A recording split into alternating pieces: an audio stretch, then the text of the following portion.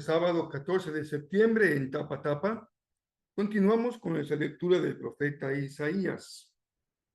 Iniciaremos la lectura de la carta de Pablo a los Gálatas y también, como cada día, vamos a leer un pasaje de los Salmos y un pasaje de los Proverbios. Esta serie tiene como propósito acompañarte en tu lectura devocional de la Biblia completa en un año. Yo soy el pastor Rafael Poli, me da mucho gusto que me permitas compartir contigo la palabra de nuestro Señor.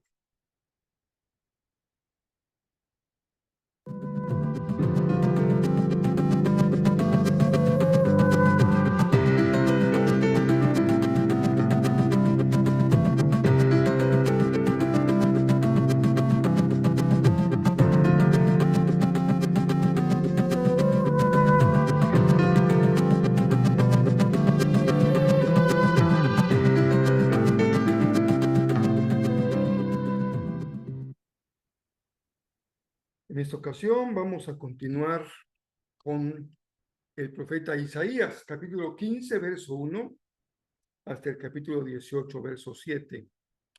Iniciamos la carta de Pablo a los Gálatas, llegaremos hasta el versículo 24 del capítulo 1, y nos corresponde el Salmo 58.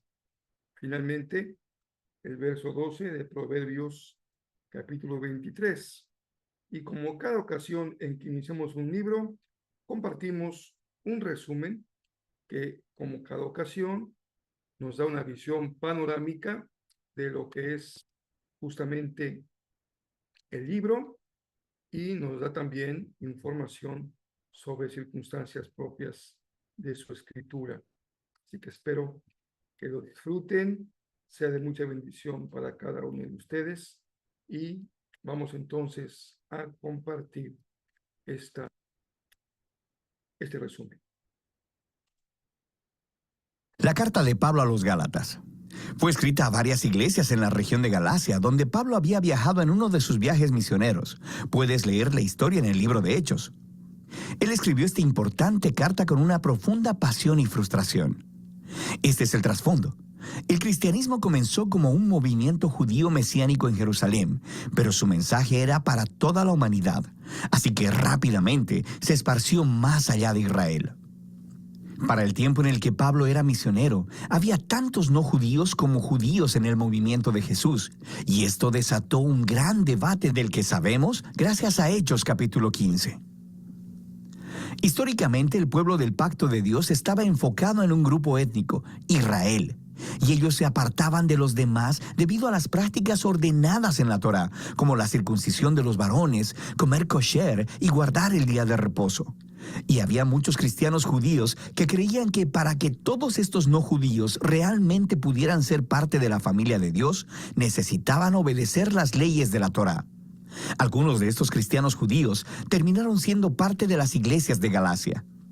Estaban socavando la enseñanza de Pablo y demandando la circuncisión de todos los varones cristianos no judíos, y muchos lo hicieron. Y cuando Pablo escuchó acerca de esto, se quebrantó su corazón, se molestó, y el resultado fue esta carta. Primero, él reta a los Gálatas con un resumen del mensaje del Evangelio sobre el Mesías crucificado. Luego, les dice que este evangelio es el que crea la nueva familia multiétnica de Jesús y Abraham. Y luego, les muestra cómo este evangelio es lo que verdaderamente transforma a las personas por la presencia y el poder del Espíritu. Inicia expresando su desconcierto de que los Gálatas han abrazado un evangelio diferente, el que era promovido por esos cristianos que hablaban mal de Pablo y demandaban la circuncisión. Así que Pablo primero defiende la autenticidad de su mensaje y su autoridad como apóstol. Él fue comisionado por el mismísimo Jesús resucitado para ir al mundo no judío. Recuerda la historia del libro de Hechos. Pablo dice que fue posteriormente a su llamado, que fue a Jerusalén para consultar a los otros apóstoles, como Pedro o Jacobo, y fue cuando les dijo que él no requería que los cristianos no judíos se circuncidaran o comieran kosher. Ellos estuvieron completamente de acuerdo. Pero esta tensión creció. Pedro había ido a Antioquía a visitar y ver a todos estos cristianos no judíos, y estaba comiendo y compartiendo con ellos. Pero cuando algunos de estos grupos de oposición provenientes de Jerusalén llegaron a Antioquía, Pedro cedió ante la presión. Dejó de comer con esos cristianos no circuncidados y los empezó a evitar. Así que Pablo confrontó y acusó a Pedro por su hipocresía, por no permanecer fiel al Evangelio. Para Pablo, demandar que estos nuevos cristianos fueran circuncidados y observaran la Torá era un error por una variedad de razones. Primero que nada, porque es una traición al Evangelio, o en sus palabras, el hombre no es justificado por las obras de la ley, sino mediante la fe en Cristo Jesús el Mesías. Y también nosotros hemos creído en Cristo Jesús. Ser justificado, literalmente, ser declarado justo, es un término del Antiguo Testamento con mucha riqueza para Pablo. Describe cuando Dios declara que alguien está en una relación correcta con Él, que está perdonado, que le es otorgado un lugar en la familia de Dios y está siendo transformado por la gracia de Dios. Y es la convicción de Pablo que nadie puede ser justificado por guardar los mandamientos de la Torá, sino solo por la fe de Jesús. Esta es una frase densa y podría referirse a la fidelidad de Jesús al vivir y morir en nuestro lugar, o podría referirse a nuestra propia confianza y devoción a Jesús. De cualquier manera, el punto es claro. Las personas son justificadas solo a través de confiar en lo que Dios hizo por ellos a través de Jesús, no por lo que hacen ellos mismos. En el corazón del Evangelio de Pablo está esta declaración. Cuando las personas confían en Jesús el Mesías, lo que es cierto de Él se vuelve cierto de ellos. Su vida, muerte y resurrección se vuelven suyas, o en sus palabras, con Cristo he sido crucificado, y ya no soy yo el que vive, sino que Cristo vive en mí. Y la vida que ahora vivo en la carne, la vivo por la fe en el Hijo de Dios, el cual me amó y se entregó a sí mismo por mí. Así que la razón por la que cualquiera puede decir que es recto delante de Dios o que pertenece a la familia del pacto de Jesús no es porque obedece las leyes de la Torá, sino solo por lo que Jesús hizo por ellos y que ellos nunca hubiesen podido hacer por sí mismos. Ahora, este profundo entendimiento de lo que Jesús logró tiene enormes implicaciones para quien ahora puede ser incluido en la familia del pacto de Dios y para lo que significa vivir como miembro de esta familia. Así que Pablo primero se vuelve a las historias de Abraham en Génesis, cómo él fue justificado o declarado justo delante de Dios, simplemente por tener fe al confiar en la promesa de Dios, de que un día todas las naciones encontrarían la bendición de Dios a través de él y de su descendencia. El propósito de Dios siempre fue tener una gran familia multiétnica de personas que se relacionen con Él en base a la fe, no a las leyes de la Torá. Pero esto hace que surja una pregunta importante. Entonces, ¿por qué Dios le dio a Israel las leyes de la Torá? Aquí Pablo ofrece una explicación muy breve y densa que después completará en su carta a los romanos. Él observa que las leyes de la Torá fueron dadas a Israel en el monte Sinaí mucho después de la promesa de Dios a Abraham. Y si lees la Torá cuidadosamente, dice Pablo, verás que Dios siempre tuvo la intención de que las leyes fueran una medida temporal. Él dice que las leyes tienen un rol tanto negativo como positivo. Negativamente, las leyes actuaron como una lupa sobre el pecado de Israel. Expusieron cómo Israel compartía la condición humana pecaminosa, rebelándose constantemente contra la ley de Dios. Así que la ley, la cual es buena, terminó declarando culpable a Israel y a toda la humanidad con él. O en sus palabras, la ley lo encerró todo bajo pecado. Pero las leyes también tuvieron un rol positivo. Actuaron como un profesor estricto que mantuvo alineado a Israel hasta la venida del prometido descendiente de Abraham, el Mesías. Y una vez que el Mesías vino, cumplió el propósito de la ley a favor de Israel.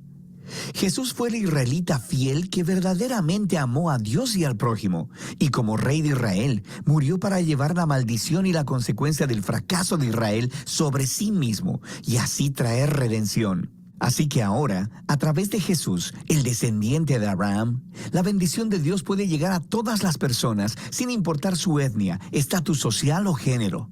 Para Pablo, requerir que los cristianos no judíos guarden la Torá no tiene sentido. Es actuar como si Jesús no hubiera cumplido la promesa de Dios ni lidiado con nuestro pecado. Ignora la nueva libertad que se ha ganado para nosotros en Jesús y el regalo del Espíritu, y limita la promesa de Dios y su bendición a una familia étnica. Pero, podrían alegar los oponentes de Pablo, las leyes de la Torá son una guía comprobada para vivir de acuerdo con la voluntad de Dios. ¿Cómo van los cristianos no judíos a aprender esto? Pablo responde en los capítulos 5 y 6 al describir cómo la presencia transformadora de Jesús a través del Espíritu es la clave. Las leyes de la Torá son buenas, son sabias, dice Pablo. De hecho, se pueden resumir, como Jesús hizo, en el mandamiento de amar a tu prójimo como a ti mismo. Pero las leyes, por buenas que sean, no le dieron a Israel el poder de obedecerlas. En contraste, la buena nueva es que Jesús sí cumplió las leyes en lugar nuestro, y ahora Él vive en nosotros a través del Espíritu, haciendo a su pueblo los nuevos humanos que cumplen la ley al amar a otros. Así que Pablo continúa contrastando esta vieja y nueva humanidad. Los hábitos de la vieja humanidad son obvios. Son los comportamientos que deshumanizan a las personas, destruyen las relaciones y a comunidades completas. Y aunque las leyes de la Torá prohibieron estos comportamientos, Jesús fue quien los clavó en la cruz. Así que cuando una persona confía en Jesús y vive en dependencia del Espíritu, la vida de Jesús se convierte en la suya, produciendo lo que Pablo llama el fruto del Espíritu. Esta es la manera de vivir que Jesús quiere reproducir en su familia, para que se conviertan en personas de amor, gozo, paz, paciencia, bondad, benignidad, fe, mansedumbre y templanza. Pero este fruto no es automático, dice Pablo. Requiere cultivarse, justo como los frutos naturales. O en sus palabras, si vivimos por el Espíritu, andemos también por el Espíritu. Esto requiere intencionalidad. Tenemos que aprender cómo podar nuestros viejos hábitos y cultivar los nuevos.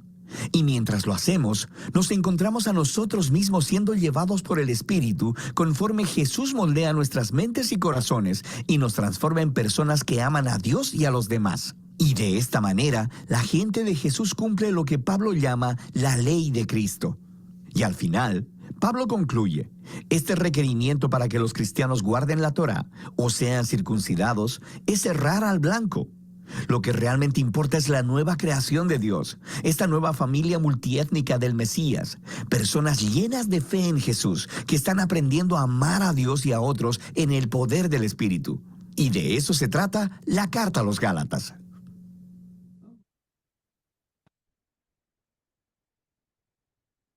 Una buena introducción a la carta, una visión panorámica de su contenido, y vamos a ir leyendo párrafo por párrafo, día a día, durante los próximos días, hasta terminar la carta a los Gálatas. Hoy seguimos con el profeta Isaías. Y hay tres mensajes aquí en el texto que vemos hoy.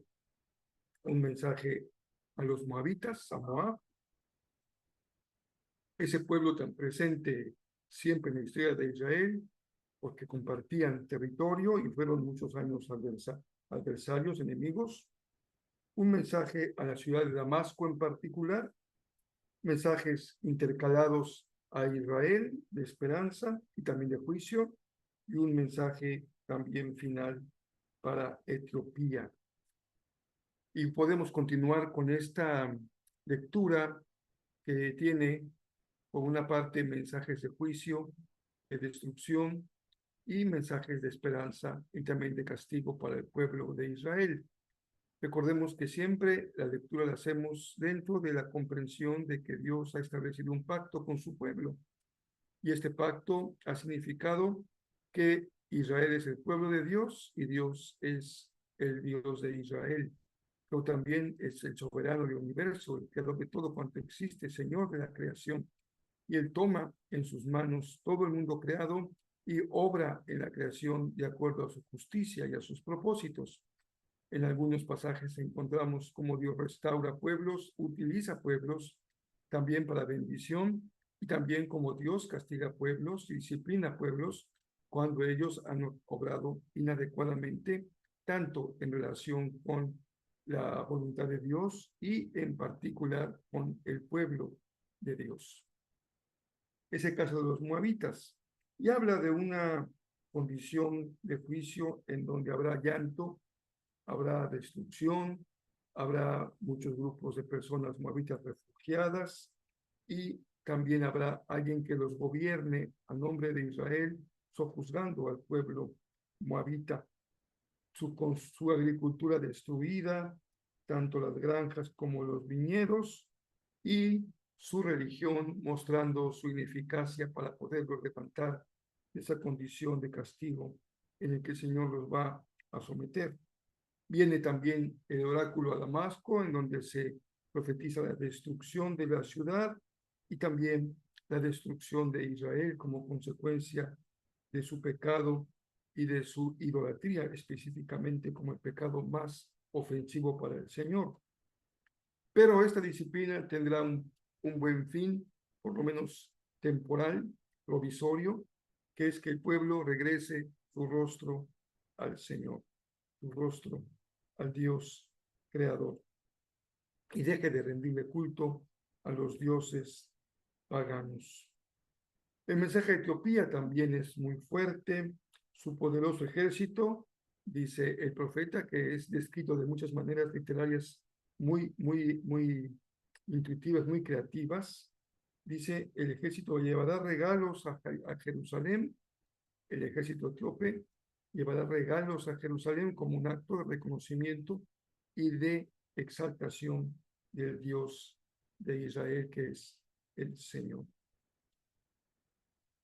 Muy bien, ahora llegamos a Gálatas. Esta carta es una carta muy importante y es a la luz de lo que la investigación bíblica nos arroja, la primera carta que escribió Pablo, y podría ser muy probablemente el primer escrito cristiano del Nuevo Testamento.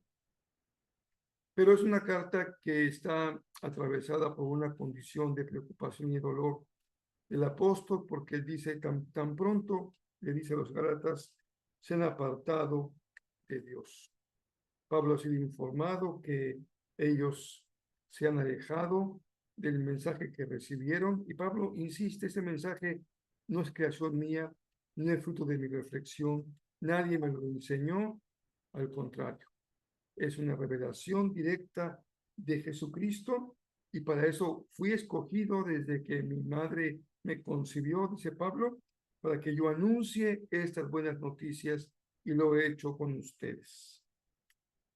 Él explica un poco cómo es que conoció a Cristo, cómo después conoció 3 años ya desde su conversión a Pedro y a Santiago, y continuó su viaje. Lo que quiere decir es que él no recibió la enseñanza de boca de los apóstoles, no fue una revelación directa de Jesucristo, lo que le da una gran autoridad en relación con su ministerio y con el anuncio del Evangelio.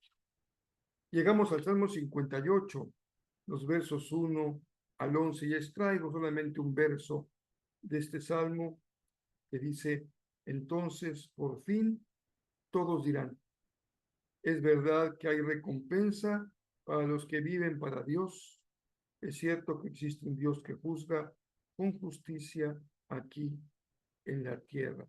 Y la justicia en la boca del salmista es la recompensa para aquellos que viven con justicia, de manera recta, los que viven, dice literalmente el Salmo, los que viven para Dios. Esta es una pregunta que podemos formularnos hoy.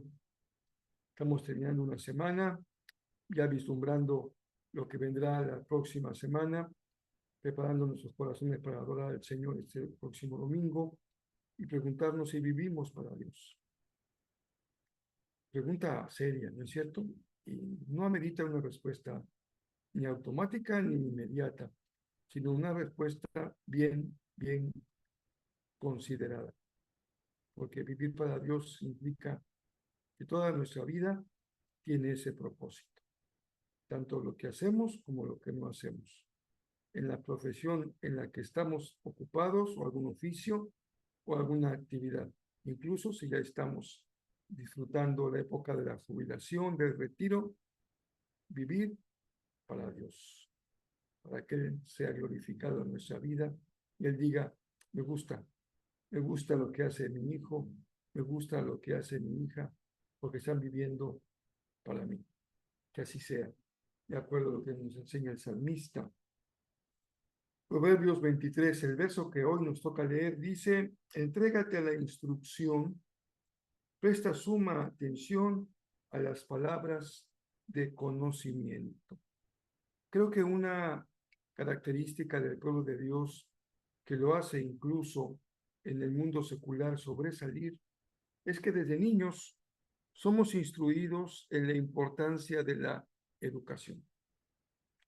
Las escuelas dominicales, tanto para niños como para adultos, los institutos bíblicos, los seminarios, los cursos, los retiros, todo está orientado a darle a la iglesia, al pueblo de Dios, una buena formación, una buena educación. Por eso es muy importante que nosotros mantengamos siempre en el lugar que le corresponde el proceso educativo.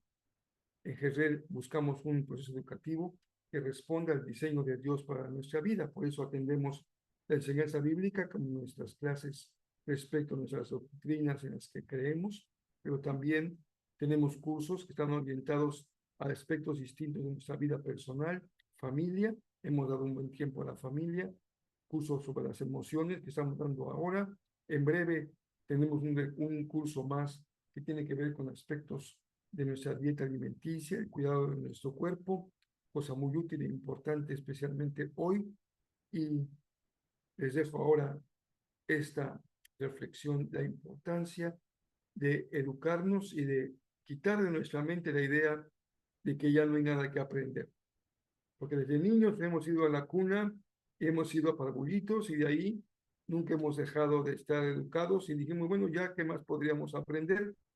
Pero créanme que hay que disfrutar la bendición de siempre estar preparándonos, creciendo, madurando en la palabra de nuestro Dios y en lo que Él nos da para nuestra bendición. Así que les animo y también hoy, próximo domingo, terminamos la serie de mensajes. Vamos a la cuarta puerta, que es la puerta del cielo. Nos vemos por allá o por medio de las redes sociales. Que el Señor bendiga muy ricamente su día de descanso y su día de adoración mañana domingo. Nos vemos hasta el próximo lunes, porque mañana ustedes saben que no tenemos grabación.